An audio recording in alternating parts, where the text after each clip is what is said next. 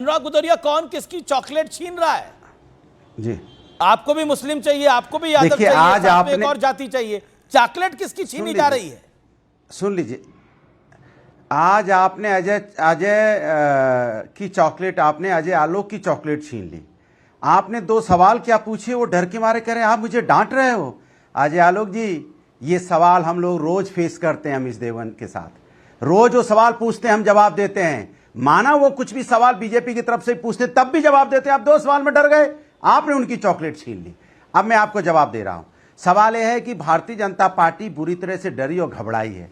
आप देखिए क्या किस तरह की वो राजनीति कर रही है। आप कह रहे हैं लालटेन को, आप वापस लालटेन युग में नहीं जाना। अरे भैया, लालटेन ने रोशनी दी है गरीबों के घर, और एलईडी ने बढ़ाया है बिजली का दर और लोग हो गए बेघर। ये हालत की है आपने तो बिजली का कर बढ़ाया उनके ऊपर में, बिजली का दर बढ़ा के बिजली का कर बढ़ाया और परेशान किया उनको।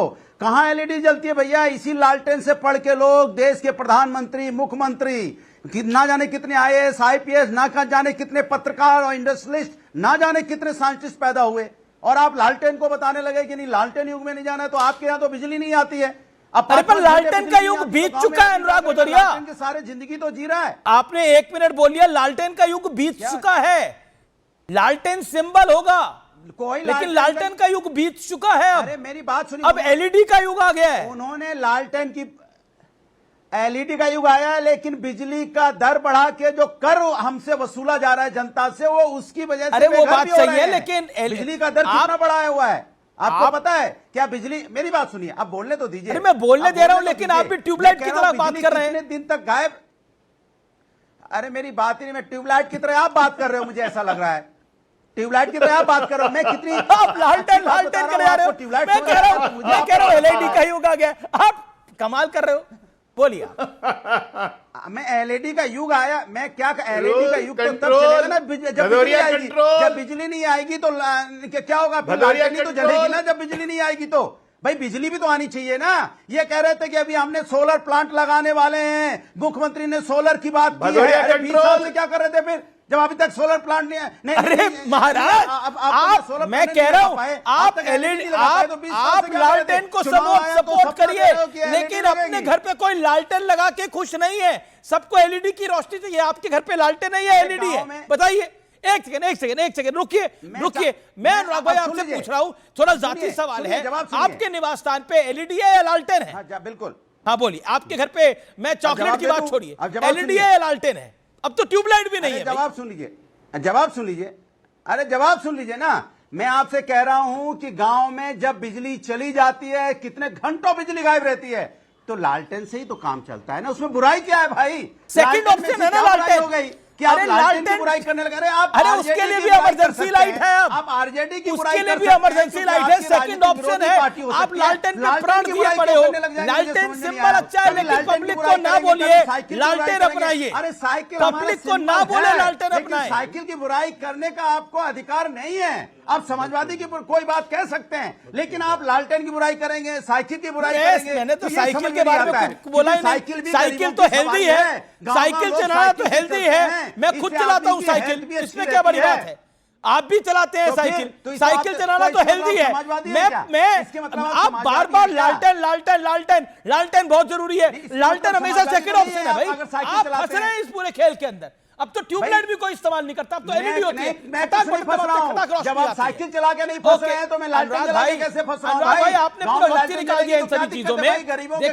देखिए अनुराग भाई, देखिए मैं आपका बड़ा सम्मान करता हूं और मैं निवेदन करता हूं, अब शांत हो जाइए। 2.5-3 मिनट आप बोल चुके हैं। आके अजय आलोक भी कुछ कहना चाहते हैं। अश्विनी उपाध्याय बैठे हुए हैं, काफी देर हो गई, वो भी बोल नहीं पाए हैं। पहले अश्विनी जी बोल लें, फिर अश्विनी उपाध्याय। ये जो पूरा मामला है, ये जो पूरा योगी आदित्यनाथ ने बात बोली है, ये पोलराइजेशन के लिए, ये ध्रुवीकरण के लिए आरोप यही लग रहे हैं। ये विकास के ध्रुवीकरण को आगे रखना है। नहीं, अब उसके सबके पास फ्रीडम ऑफ स्पीच है। योगी जी ने जो बोला उसको लोग किसी भी एंगल से देखें, लेकिन कड़वी सच्चाई ये है, अमीश जी, पिछले 2000 साल में भारत के 25 टुकड़े हुए, पिछले 200 साल में भारत के 7 टुकड़े हुए, और जहाँ जहाँ घटे वहाँ वहाँ कटे, और घटते घटते ये स्थिति हो गई कि लगातार घटते चले गए। भारत के 9 राज्यों की डेमोग्राफी पूरी तरीके से बदल चुकी है। 28 राज्य हैं, 8 केंद्र शासित प्रदेश, उसमें से 9 राज्य यानी 25% राज्यों की डेमोग्राफी बदल चुकी है। भारत में कुल 800 जिले हैं, 800 जिलों में से 200 जिलों की डेमोग्राफी बदल चुकी है, यानी 25% जिलों की डेमोग्राफी बदल गई है। भारत में कुल 6000 तहसीलें हैं, उसमें से 1500 तहसीलों की डेमोग्राफी बदल गई है, यानी 25% तहसीलों की डेमोग्राफी बदल गई है। भारत के बॉर्डर पे कुल 300 तहसीलें हैं, एक सेकंड आपको रोक रहा हूं। कांग्रेस ने बड़ा वार किया है। कांग्रेस ने कहा है कि योगी आदित्यनाथ नफरत भरी बातें करते हैं, बिहार में योगी आदित्यनाथ वाला मॉडल नहीं चाहिए। कांग्रेस का बड़ा हमला है योगी आदित्यनाथ के बयान के ऊपर। जवाब अश्विनी उपाध्याय, नफरत फैलती है इन सब चीजों से। मैं योगी जी का बहुत सम्मान करता हूं, इसलिए सम्मान करता हूं क्योंकि उनका भी ये मत है कि मानवाधिकार मानव का होता है, दानों का नहीं। दुर्भाग्यवश कुछ लोग दानों का भी मानवाधिकार ढूंढते रहते हैं, तो इसलिए योगी जी इतने पॉपुलर हैं क्योंकि उनको मानव और दानों का अंतर पता है। योगी जी को धर्म और मजहब का अंतर पता है, धर्म और रिलीजन का अंतर पता है। कड़वी सच्चाई ये है कि जहां जहां हिंदू घटा है वहां वहां वसुधैव कुटुंबकम की भावना खत्म हुई है, नारी तू नारायणी की भावना खत्म हुई है, सर्वमंगल मांगल्य की भावना खत्म हुई है, सर्वे भवन सुखने की भावना खत्म हुई है। कड़वी सच्चाई है कि जहां जहां हिंदू घटा है वहां न सेकुलरिज्म काम करता है, न संविधान काम करता है, वहां कुछ और ही काम करता है। और खास तौर पे मैंने अभी ये सुप्रीम कोर्ट में जो नोटिस किया, और आज भी SIR पे सुनवाई हुई है, SIR के पक्ष में केवल एक पिटिशनर है, मेरी PIL चल रही है, पूरे देश में SIR होना चाहिए, और 20 PIL हैं जो कह रही है SIR नहीं होना चाहिए। आश्चर्य की बात है, फ्री एंड फेयर इलेक्शन में सबको कहना चाहिए भैया एक काम करो, फर्जी वोट काटो, फर्जी वोट काटो। बिहार में SIR न हो इसका विरोध करने के लिए 20 पिटीशन आई हैं, उसमें सांसद भी हैं, विधायक भी हैं, भूतपूर्व मंत्री भी हैं, और बड़े बड़े दिग्गज वकील होकर लगातार ये दलीलें दे रहे हैं कि कैसे करके SIR कट जाए।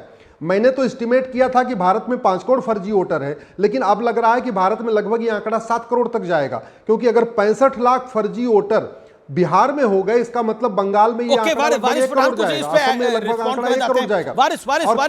बस अपनी बात खत्म कर रहा हूं, कड़वी सच्चाई ये है कि बिहार के 1/3 जिलों की डेमोग्राफी बहुत बदल चुकी है। बिहार में केवल 80-20 नहीं है, बिहार के कुछ जिलों में 70-30 है, बिहार के कुछ जिलों में 60-40 का रेशियो है, और बिहार के कुछ जिलों में 50-50 का रेशियो हो चुका है, और कुछ जिले तो ऐसे हैं जहां हिंदू 40% हो चुके हैं, गैर हिंदू 60% हो चुके हैं।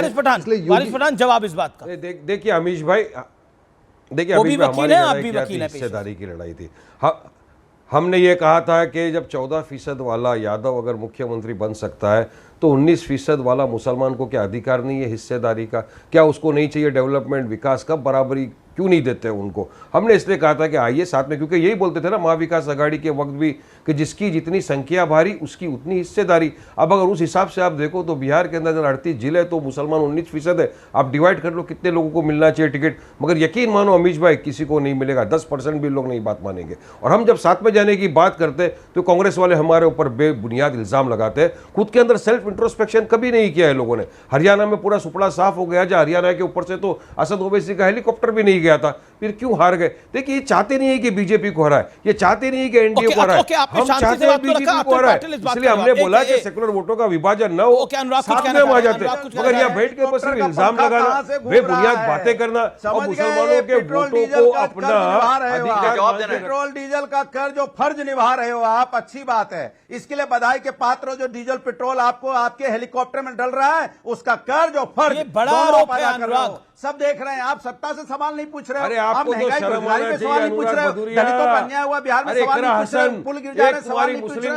हॉस्पिटल के अंदर में गोलियां चल रही अनुराग वारिस बीच में नहीं बोले, सवाल नहीं पूछ रहे, वहां पे लाठियों की बारिश हो गई, वहां पे रोजगार मांग रहे हैं, पटना में तो बड़ी बात बोल रहा हूं। सवाल भी एक सेकंड ऑडियो डाउन, अनुराग आपको ऑडियो डाउन करो 10 सेकंड के लिए। ओके 10 सेकंड के लिए वारिस साहब बोलिए, 10 सेकंड के लिए आप बोलिए, फिर अनुराग 10 सेकंड के लिए आप बोलिएगा।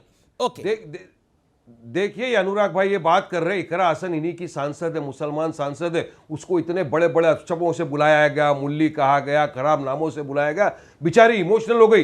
अभी तक अखिलेश यादव ने अपने मुंह से उसके खिलाफ एक अल्फाज नहीं बोला, उनको सपोर्ट में एक अल्फाज नहीं बोला। ये मुसलमानों की बैठ के यहाँ पे बात करेंगे, क्या इनसे मुसलमान एक्सपेक्ट करेगा देश का, भारत का? बताइए मुझे, क्या बिहार के मुसलमान के लिए करेंगे? बिहार में तो उनका कुछ है भी नहीं। अरे भाई आजम खान को तो जेल में थे, वो तो बाहर इकरा हसन की बात कर रहा हूँ। ओके ठीक है, ओके ओके ओके अनुराग 10 सेकंड। ओके और वारिस साहब आपका ऑडियो डाउन है, एक सेकंड देखिए। ओके अजय आलोक काफी देर से नहीं आए हैं। ओके क्विकली अनुराग 30 सेकंड। आप तो मुसलमान के ओके अनुराग भदौरिया 30 भाई सेकंड। की बात से पता चल, देखिए वारिस भाई की बात से पता चल गया कि इनके पेट्रोल जो मिल रहा है ना हेलीकॉप्टर में, वो कहां से आ रहा है। अरे सवाल विपक्ष से पूछ रहे हो, सवाल सत्ता से पूछना है। बिहार में चुनाव, पूछिए दलितों के घर क्यों जला दिए गए, पूछिए हॉस्पिटल में घुस के क्यों गोली चल रही है, पूछिए आप किस तरह से रोजगारों पे लाठियां बरसाई जा रही है। पटना में जो रोजगार मांगने जा रहे हैं, आप पूछ रहे पुल क्यों गिर जा रहे हैं, भ्रष्टाचार क्यों, सवाल नहीं पूछ पा रहे हैं। सवाल विपक्ष से पूछ रहे हैं, आप बताइए, आप बताइए। अरे विपक्ष बताएगा, इसके मतलब आपकी जो डीजल पेट्रोल है ना वारिस जी, कहां से आ रहा है, हेलीकॉप्टर भो भो भो भो भो जो उड़ रहा है, इसका हिसाब भी नहीं हो रहा है। तो सब समझ में आ रहा है कि आप किसकी पार्टी की बात कर रहे हैं, किसका बी टीम है। आप वारिस हेलीकॉप्टर भौ भौ भौ कर रहा है आपका। आप डीजल पेट्रोल कहां से ला रहे समझ रहे हैं ना आपको क्या कह रहे हैं ये लोग? नहीं, आपका हेलीकॉप्टर भौ भौ करता है। मैं समझ रहा हूं। अरे अमीश भाई वो तो बिहार की जनता भी इनको जवाब देगी ना। हमारे लिए तो देखिए एक तरफ बीजेपी एनडीए, दूसरी तरफ ये अनुराग शांति आपकी नहीं बोले वारिस। जो लेके निकल गए सोशल, मगर करते कुछ नहीं।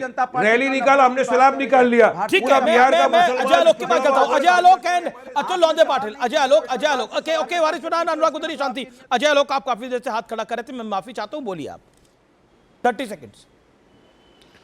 देखिए अभी इतनी देर की डिबेट मैंने सुनी, अनुराग भदौरिया का परम ज्ञान सुना। लालू जी ने कांग्रेस के एक अध्यक्ष होते थे 2-3 साल पहले, उनका नाम था भक्त चरण दास। उनको कहा था ये भक्त चरण दास नहीं है, ये भगचोनर दास है। भगचोनर बिहार में एक शब्द होता है जिसका मतलब कि दिमाग की बत्ती गुल और आंख की बत्ती गुल, मतलब जो पागल और अंधा दोनों। वैसे ही अनुराग भदौरिया बात कर रहे हैं। एलईडी जब से आया, इंट्रोड्यूस हुआ, मोदी जी ने इंट्रोड्यूस किया, 280 रुपए का एलईडी 30-60 रुपए में देना शुरू किया पूरे देश में। एलईडी से 30% देश में बिजली की खपत कम हुई। और ये कहते हैं कि एलईडी लगाने से बिजली का बिल बढ़ जाता है। अरे भैया पढ़े लिखे आदमी ये डिबेट आपका देखते हैं, अनपढ़ भी देखते हैं, सोचते होंगे कि भदौरिया जी है क्या। अब एक रमेश जी को बीच में मैं नहीं बोला किसी के, ये हालत है, मैं किसी के बीच में नहीं बोला, तो लालू जी का शब्द नहीं के 15 मिनट से वेट कर रहे थे अपने टर्न का, 12-13 मिनट से। ओके बोलिए 10 सेकंड और। लालू जी का भी शब्द इन्हीं के ऊपर जाएगा जो उन्होंने कांग्रेस अध्यक्ष के लिए बोला था, ठीक है, ये ऑन रिकॉर्ड है। अब आते हैं दूसरे पे। आज तक मैं आपके पूरे दर्शकों से चैलेंज करके पूछता हूं, चैलेंज करके, आपके दर्शकों ने आज तक जिस तरह आज लड़ते हुए देखा वारिस पठान से कांग्रेस को, वारिस पठान से अनुराग भदौरिया को, क्या कभी कांग्रेस और अनुराग भदौरिया को हमसे हिंदुओं के लिए लड़ते हुए देखा है? ये आपका पॉइंट, हिंदुओं के हक के लिए कभी ये लोग लड़ाई किए? ठीक है, ये आपका पॉइंट।